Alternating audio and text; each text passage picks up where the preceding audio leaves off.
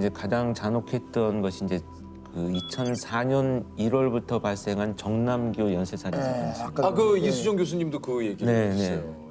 좀 이상하다 이런 생각을 해본 사건은 이제 정남규라는 연쇄살인범이 있었는데 지난 2004년부터 2006년까지 서울 서남부 지역을 공포에 떨게 했던 묻지마 살인사건.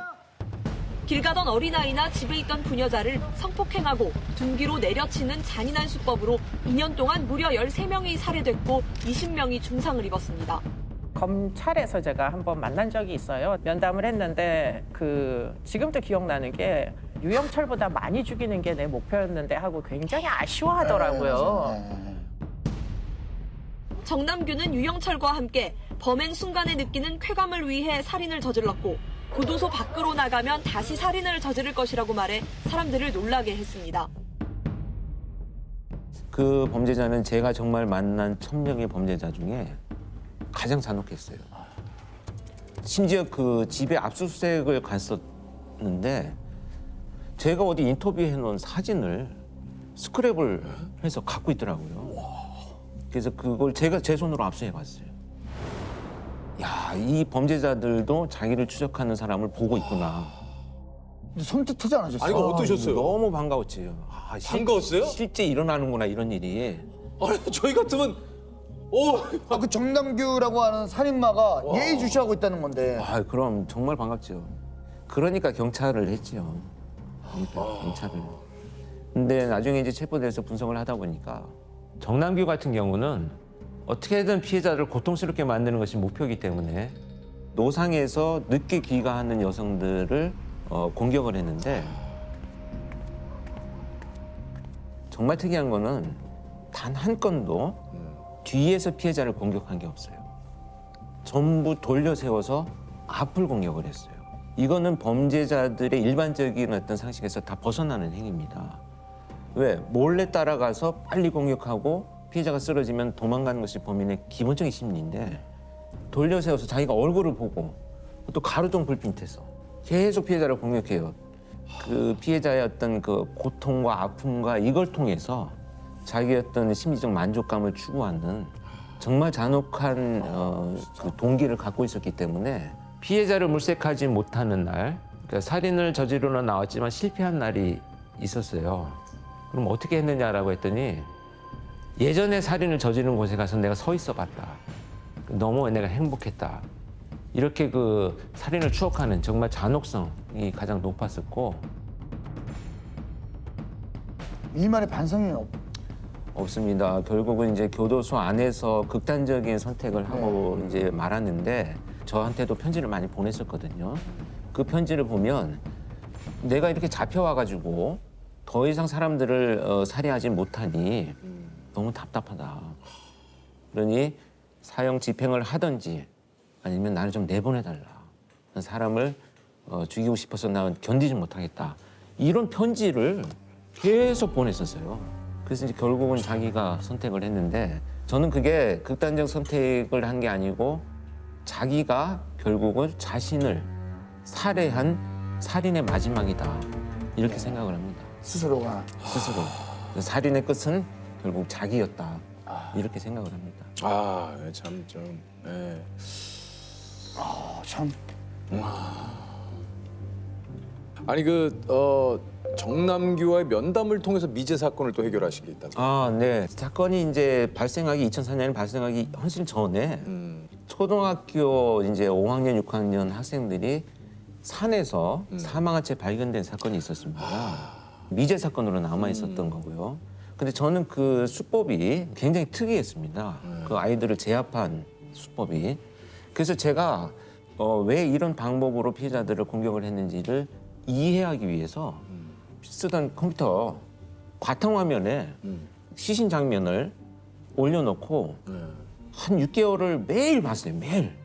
밤에도 보고 낮에도 보고 아침에도 보고 매일 봤어요. 매일. 이 정남규와 면담을 하면서 어릴 때 어떤 일이 있었냐 했더니 자기가 어떤 그 범죄의 피해를 입었다라고 주장을 하는데 어떤 방식으로 피해를 입었느냐라고 했더니 그 방식대로 피해를 당했다는 거예요. 그 바탕화면에 있던 그 장면이 갑자기 떠오르면서 야, 이 사건의 범인이 얘구나. 그래서 나는 너라고 생각한다. 그랬더니 어떻게 얘기를 했냐면 야 그거는 정말 그 모를 줄 알았는데 그것을 어떻게 알았냐. 그래서 제가 수백 번 수천 번을 봤다 너의 수법을.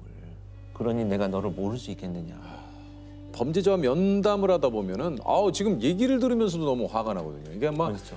이 화 정도가 아니라 진짜 분노가 치밀어 오르는데 이거를 어떻게 이걸 네, 이 억누르고 격한 진짜. 감정을 이게 다스리십니까? 그거는 이제 목표가 있기 때문에 그렇죠. 그냥 이게 앞에 있으면 그냥 막 한 대 치고 그럼요. 싶은데요, 그냥 막. 예, 는 그냥. 그 감정은 억누를 수 없어요. 억누를 수가 없을 것 같은데요. 특히 이제 네. 그 행위들을 보고 나면 계속 그게 떠오르죠. 네. 근데 이제 목표를 가집니다. 이 이야기들을 다 듣고 차곡차곡 분석을 해서 또다시 이런 유사한 사건이 났을 때는 최대한 빨리 차단하고 체포할 것이다. 이런 목표 때문에 그 나머지 분노들을 내가 좀 다스리게 되죠. 그러면 거짓말 탐지 검사가 사실은 가해자, 범인들을 검사를 한다는 거고, 그다음에 이 사람들한테 검사할 때 전제가 뭐냐면 조금이라도 받기 싫으면 검사 안 받아도 됩니다. 본인의 권리입니다. 받겠다는 사람만 저희가 검사를 해주기 때문에 다들 겉으로는 협조를 잘해주죠. 겉으로. 근데 이제 정말로 이제 겉과 속이 같은지를 보는 거죠. 근데 억울한 일을 당한 용의자는 자기의 많은 것들을 보여주려고 노력을 하겠죠. 법원에서의 법정 증거로 채택되진 않죠, 거짓말 탐지기. 그 증거 얘기를 많이 하시는데요. 실제적으로 가장 중요한 거는 지금 수사하는 수사관이 누가 범인인지 이렇게 확인하는 그런 관계들이 더 중요하다고. 그런데 이제 실제적으로 저희가 살인 사건의 용의자 10명을 데려가서 정말 한 명을 집어줬을 때 수사할 수 있는 탄력이 붙거든요. 일반적으로 당신이 살인을 저질렀습니까? 물건을 훔쳤습니까? 물어보는 거 말고 이거는 진실한 사람도 반응이 나올 개연성이 있기 때문에 가급적이면 정보를 활용한 검사 방법들, 범행에 대해 아주 굉장히 디테일한 걸 물어보거든요. 살해한 도구에 대해서, 훔친 물건이 어떤 물건인지 물어보는 정보를 물어보는 검사 방법이 있습니다. 예를 들면 그게 뭐 구체적으로 어떤 건가요? 예를 들어서 범행에 사용한 칼이 하나가 있는데 7개의 칼을 보여주는 거죠. 다른 칼들을. 네, 다른 칼. 지금 본인 앞에 범행에 사용된 칼이 놓여져 있습니다. 범행에 사용한 칼이 1번 칼입니까? 범행에 사용한 칼이 2번 칼입니까? 3번입니까? 4번입니까? 5번입니까? 6번입니까?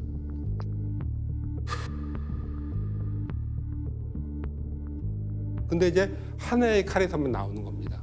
그러면 얘는 범행을 알고 있고 피해자 자기는 본 적도 없다 그러는데 피해자 얼굴에서만 반응이 나옵니다. 실제적으로 이렇게 해서 사건을 해결한 게 최근에 이제 여기 근처에서 이제 살인 사건이 났는데 예. 그 당시에 이제 용의자가 2명이 있었습니다. 뇌병변 장애를 달고 있는 그 동생이 있었고 이 동생을 돌봐준 형이 있었거든요. 처음에 그 대상자 한 분이 정상적으로 의사소통이 굉장히 안 된 사람이에요. 그런데 이제 그 당시에 이제 형하고 같이 왔을 때 형에 대해서 조금이라도 언급을 하면 이 사람의 태도가 너무 달라지는 거예요. 본인이 뭐 전혀 모른다고 하는데 사체를 운반을 도왔는지 당시 그 사체를 유기한 방법에 대해서 물어봤죠. 네. 그래서 뭐 이불에 싸서 버렸느냐, 비닐에 싸서 버렸느냐, 아니면 여행 가방에 싸서 버렸느냐 쭉 물어보니까 마대자루에 싸서 버렸느냐의 반응이 나왔거든요. 횡성경찰서에 따르면 지난 11일 오전 횡성군 공구면 시루봉 휴게소 인근 하천에서 마대자루에 담긴 여성의 시신을 한 행인이 발견했는데 둘이 같이 행동을 해서 은닉을 했을 거다. 그래서 이제 마대자루에 싸서 버렸는데 어떻게 알아요? 근데 이제 알고 있는 반응이 나왔거든요. 그래서 이제 그걸 추궁하다가 이제 사건을 해결을 했죠. 네. 그러니까 이게 처음부터 뭐 이 마대자루가 아닌 다른 예를 들면 전제를 두고 전제를 두고 이제 이야기를 이런 것들이 이제 숨김 정보 검사라고 하는데 숨김 정보 네, 검사. 숨겨 있는 정보를 대상자가 알고 있는지 이제 파악하는 그런 건인데, 근데 이렇게 해서 저희가 사건을 해결한 게 있거든요. 뭐냐면 어떤 사건입니까?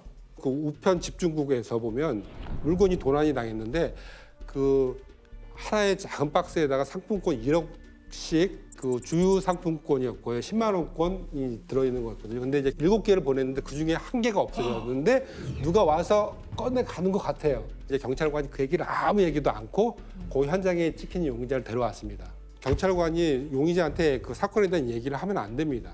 아, 이 사건에 대해서 전혀, 네, 전혀 얘기를- 얘기하지 않고 그래서 보면 뭐가 없어졌대요. 그러면 이분은 뭐라고 대답해야 돼요? 아, 전 모르겠는데요? 몰라요. 모르겠는데? 아, 제가 듣기로 뭐 10만 원권 뭐 주유상품권이 없어졌다고 하는데 한 1억 정도 된다고 얘기 들었어요. 그러니까 옆에 있는 경찰관이 아니 내가 당신한테 이야기한 적이 없는데 당신 그걸 어떻게 알았냐고. 그러니까 사건이 해결돼 버린. 와. 근데 혹시 뭐 그런 분들도 있잖아요. 예를 들어서 뭐 이건 뭐 영화에서 봤던 건지 모르겠지만 본인이 한 게 아닌데도 불구하고 이 사람을 보호하기 위해서 예. 내가 범인입니다. 예, 그건 좀 더 복잡한 방법이 필요하겠죠.